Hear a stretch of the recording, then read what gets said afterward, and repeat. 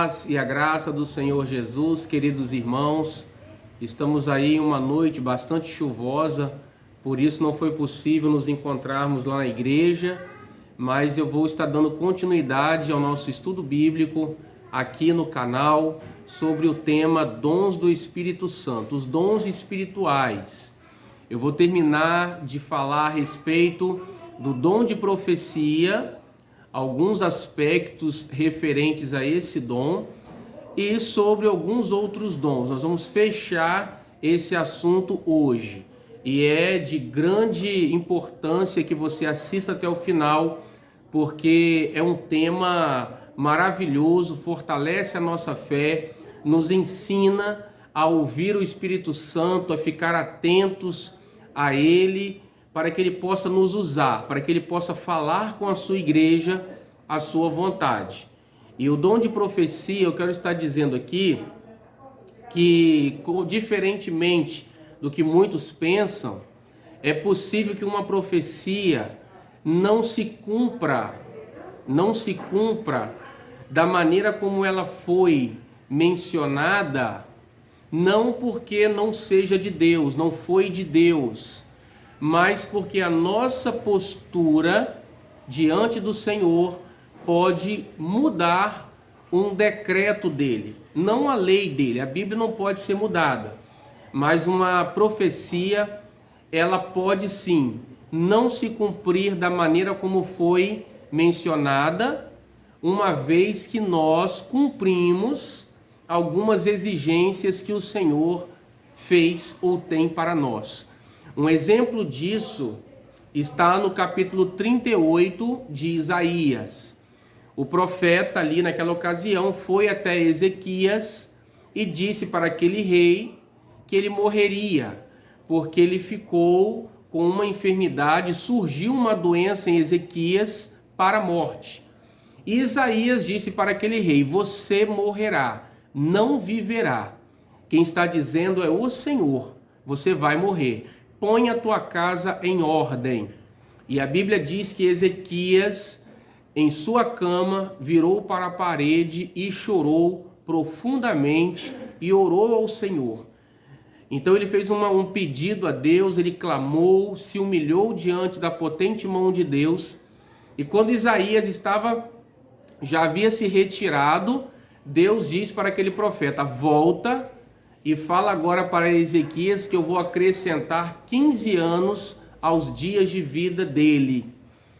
E ele não morreu. Aquele rei foi livrado daquilo que Deus já havia determinado, que era a morte dele, mostrando que a nossa postura diante do Senhor pode sim mudar um decreto dele, uma vez que nós atendemos a uma expectativa da palavra dele, porque a Bíblia diz que Deus é pronto a perdoar, ele é misericordioso e ele está próximo de um coração quebrantado. Então, se uma pessoa se arrepende, se humilha, muda sua postura diante de Deus, aquilo que estava previsto para ela de destruição, de morte prematura, isso irá ser anulado e a graça de Deus alcança então essa pessoa, tá? É importante a gente saber disso, porque muitas vezes as pessoas acham que toda profecia irá se cumprir independentemente do que aconteça. Não, existem profecias que elas podem não se cumprir, não acontecer o que foi profetizado a partir de uma postura nossa.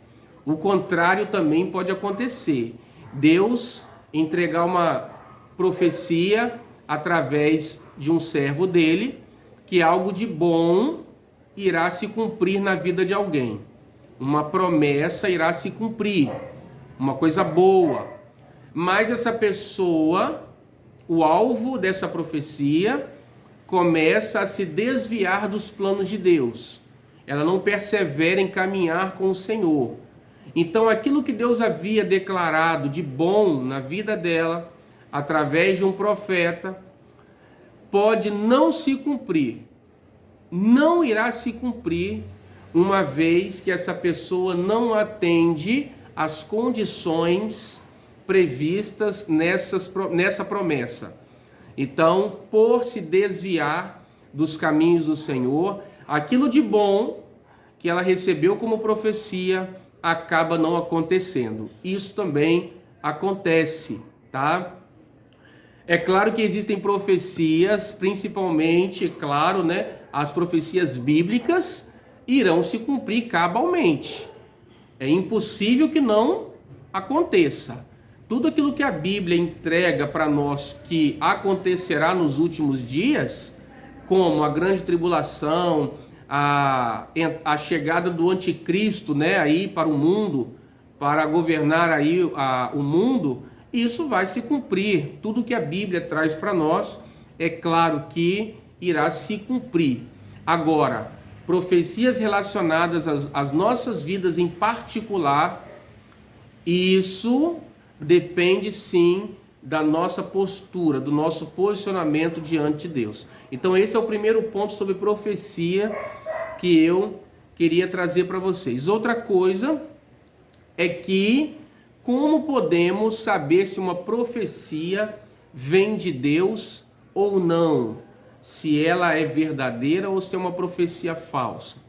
A primeira coisa é que a Bíblia não pode ser contrariada quando uma profecia é entregue. Nada pode ser profetizado contra a palavra de Deus. Um exemplo disso, eu ouvi um pregador dizer há poucos dias que um homem aceitou a Cristo e a sua esposa não se entregou a Cristo juntamente com ele, permaneceu ímpia. E uma mulher, uma profetisa do Senhor, sempre que encontrava esse irmão, dizia para ele que ela via esse irmão se separando e casando de novo, que ele deveria se divorciar porque Deus tinha outra coisa para ele, uma outra esposa para ele. Só que essa esposa dele não queria separação, ela queria permanecer casada com esse irmão. E ele então pergunta para esse pregador: essa profecia que essa irmã está entregando vem do Senhor? E esse pregador disse para ele: não é de Deus que você se separe por conta dessa palavra que você tem recebido dessa irmã. Porque a Bíblia diz, deixa claro para nós, que se um homem ou uma mulher se entregam, aceitam a Cristo e o seu cônjuge permanece no mundo de maneira ímpia, essa pessoa, esse crente, não deve se divorciar, deve permanecer casado, porque o seu cônjuge consente em permanecer casado. Então a iniciativa não pode partir do crente de se separar. Se o cônjuge que é ímpio quiser ir embora, se separar, então o crente fica livre da responsabilidade. Por quê? Porque partiu do outro a iniciativa do divórcio e não do crente. Por isso essa profecia que esse irmão recebeu não procede do Senhor. Corretíssimo. Uma profecia não pode fugir das Escrituras. Por isso que nós devemos conhecer, acima de tudo, a palavra de Deus, porque é ela, em primeiro lugar, que nos mostra a vontade do Senhor. Nós também temos a pessoa do Espírito Santo. Ele nos dá o discernimento se uma profecia vem de Deus ou não. O Espírito Santo mostra para nós se aquela pessoa está sendo guiada pelo próprio Espírito de Deus ou se há um espírito de engano ali entregando aquela profecia. Paulo diz assim para nós: tratando-se de profetas, falem apenas 2 ou 3 e os outros julguem. Disso também falamos, não em palavras ensinadas pela sabedoria humana, mas ensinadas pelo Espírito, conferindo coisas espirituais com espirituais. Então nós temos que conferir aquilo que é espiritual pela experiência espiritual que nós temos, pelo Espírito Santo que habita em nós. Nós comparamos as coisas espirituais com coisas espirituais. Então, se nós sabemos como o maligno também atua, o engano, o espírito de engano e tudo aquilo que provém do maligno, Jesus disse que o ladrão vem para matar, roubar e destruir. Jesus veio para dar vida e vida em abundância. Então nós sabemos aquilo que vem do maligno. Paulo também diz que a profecia, ela tem um intuito de edificar, de consolar e de ensinar. Então, se isso não está acontecendo, essa profecia não traz consolo, não traz ensino, não traz alegria, paz, nós podemos também identificar que ali há um espírito de engano, um espírito de confusão. Se uma profecia não traz harmonia, ela divide pessoas, ela separa as pessoas. Isso também é um espírito de engano.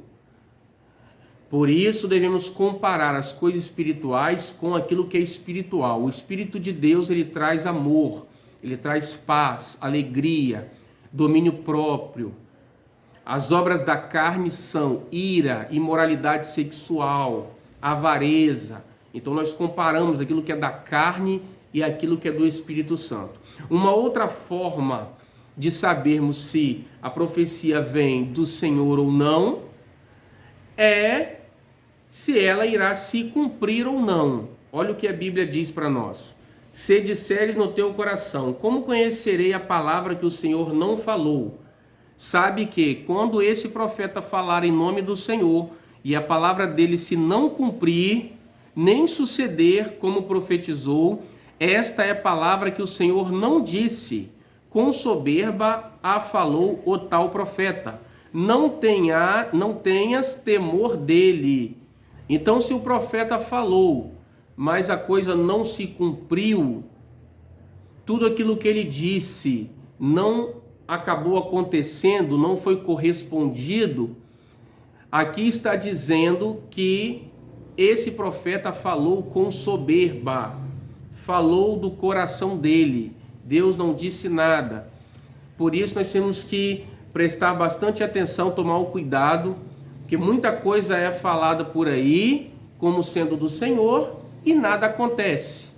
Então, a pessoa falou por ela mesma, não foi o Senhor quem disse. Não podemos ser levados por qualquer mensagem como vinda do Senhor. Concluímos então aqui a respeito do dom de profetizar, a profecia. Eu quero falar rapidamente sobre outros dons.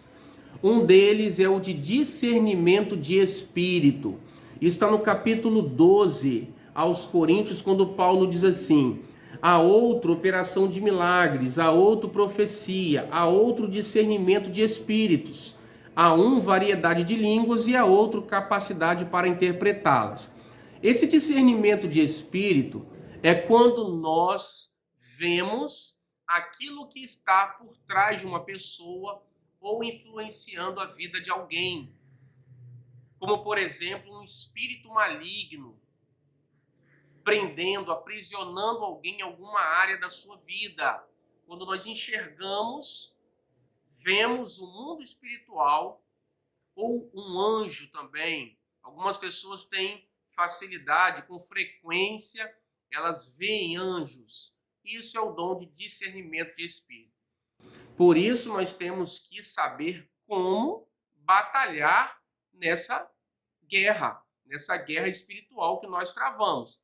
Precisamos nos revestir da armadura de Deus, que Paulo descreve ali no capítulo 6 aos Efésios, porque a Bíblia diz que se nós resistirmos ao diabo, ele fugirá de nós. Então precisamos identificar, saber que a nossa luta não é contra o sangue e contra a carne, mas contra os principados, as potestades, como os dominadores deste mundo tenebroso, contra as hostes espirituais da maldade. Está no capítulo 6 aos Efésios. Então nós estamos em uma batalha. E quando alguém enxerga isso, consegue ver no mundo espiritual. Isso desperta a igreja. Por isso é importante esse dom, para que a igreja esteja sempre ciente que ela está numa batalha. Nós não podemos baixar a guarda. Temos que estar vigilantes, sóbrios. A Bíblia diz, sóbrios, vigilantes, tá? Um outro dom também é o dom da fé. Que fé é essa? É uma fé diferenciada, porque todo crente possui fé. Porque sem fé, ninguém entrega a vida a Jesus Cristo. Se você já entregou a sua vida a Jesus, é porque você tem fé, você creu nele e o recebeu como Senhor e Salvador da sua vida. Mas Paulo diz que essa fé, como dom espiritual, é dada a alguns no corpo de Cristo, não é para todos. É porque é uma fé diferenciada. É aquela pessoa que consegue crer com frequência, com uma certa frequência, em coisas impossíveis. Sempre que você chega para essa pessoa para falar de um problema, de um desafio impossível de ser resolvido na força, na capacidade humana, então essa pessoa tem uma certeza, uma convicção, uma fé que o Senhor entrará com providência. E através dessa fé, Deus age a favor da igreja, a favor dos crentes, ou a favor de alguém, usando essa pessoa pelo dom da fé. É algo que o Espírito Santo faz, ele manifesta essa fé na vida dessa pessoa com certa frequência. É uma fé que supera as impossibilidades, tá? É maravilhoso, porque muitas pessoas passam por muitas situações que são impossíveis para os homens, mas que Deus, através dessa fé, da fé como um dom espiritual, ele vem e entra com a providência dele e soluciona o caso, tá? Um outro dom também que está dentro desses 9 dons é o dom de milagres ou operação de maravilhas. Esse dom é, como eu disse, semelhante ao dom da fé. Só que a fé, o dom da fé que eu acabei de falar, pode ser em qualquer área. Na área financeira, na área da saúde, na área da família, enfim. Milagres e operação de maravilhas, normalmente se acontece na área da saúde ou envolvendo fenômenos naturais, como Jesus fez parando a tempestade ali daquele barco. Quando os discípulos se viram naquela tempestade que eles iam, o barco iria naufragar, então eles acordaram a Jesus e ele ordenou que a tempestade parasse. E ali é a operação de maravilha, ou um milagre, ou uma cura impossível para os médicos, para os homens, vem por esse dom, uma pessoa alcança o milagre, porque o Espírito Santo dá a essa pessoa também essa fé para a operação de milagres ou de maravilhas. Isso também é um dos dons do Espírito Santo, tá? Esse é um dos dons do Espírito Santo. Operação de milagres ou maravilhas. O último dom que nós vamos falar aqui é o de curar, dons de curar. Esse dom também é usado por algumas pessoas na igreja. Deus usa pessoas na igreja com esse dom para curar pessoas. Nós não temos visto com tanta frequência a manifestação desse dom ou desses dons, porque está no plural, dons de curar. Porque muitas vezes a igreja não crê, não pede, não busca. Paulo diz que devemos buscar com zelo os melhores dons. Então a igreja deve desejar os dons, deve entender a importância dos dons, buscar os dons. E Deus irá manifestar a glória dele através dos dons. Quando Jesus fez o primeiro sinal de transformar água em vinho, em Caná da Galileia, a Bíblia diz que ali Jesus começou a operar os seus sinais e os discípulos viram a sua glória e creram nele. Então esses sinais, esses dons sobrenaturais revelam, manifestam a glória de Deus e faz com que as pessoas creiam em Deus. Por isso é tão importante os dons. Tudo que está na Bíblia tem grande importância. Nós não podemos negligenciar nada. Principalmente os dons espirituais. Devemos crer sim, desejar e buscar. Então Deus quer curar os enfermos na sua igreja. Tiago diz, tem alguém doente no vosso meio?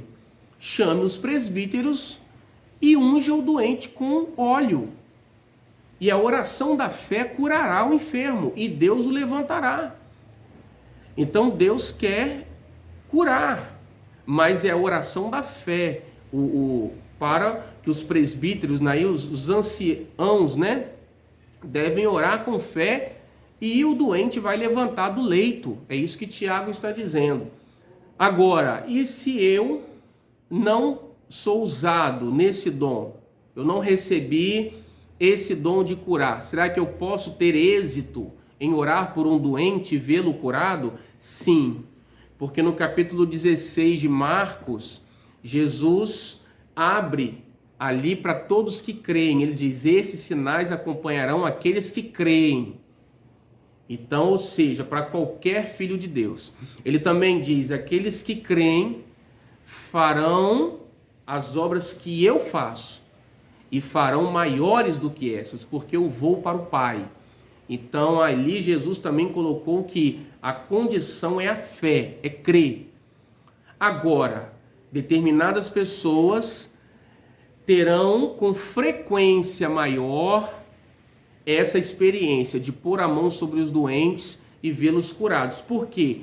Porque o Espírito de Deus vai usar essas pessoas com frequência através dos dons de curar. Tá? Então é importante nós entendermos isso, que o que disse uma pessoa tem um dom, ou se o Espírito Santo se usa essa pessoa em determinado dom, é a frequência com que ela é usada nesse dom e quando ela também tem um grande desejo no coração de manifestar esse dom. Então são sinais que apontam que o Espírito Santo deu a essa pessoa esse determinado dom, a frequência como ela é usada por Deus nesse dom. Vamos ficar por aqui. Deus te abençoe. Eu falei de alguns dons, completando os estudos que eu já vim trazendo para a igreja a respeito dos 9 dons espirituais. Então hoje foi uma conclusão do estudo. Eu devo estar gravando sobre outros dons e também colocando aqui no canal para que fique completo no canal os 9 dons espirituais. Deus te abençoe. Até o nosso próximo estudo. Amém.